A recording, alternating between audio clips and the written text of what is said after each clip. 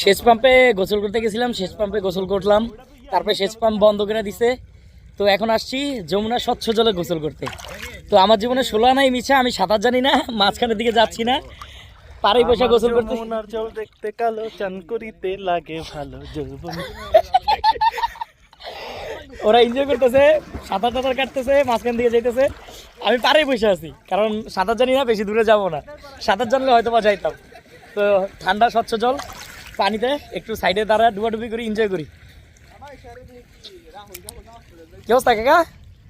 জীবন বৃথা কাকা, সাঁতার পারি না। আর ওই যে অনেক দূরে চলে গেছে সাঁতার কাটতে কাটতে। আমাদের জীবনে 16 আনাই মিছা, আমরা সাঁতার জানি না।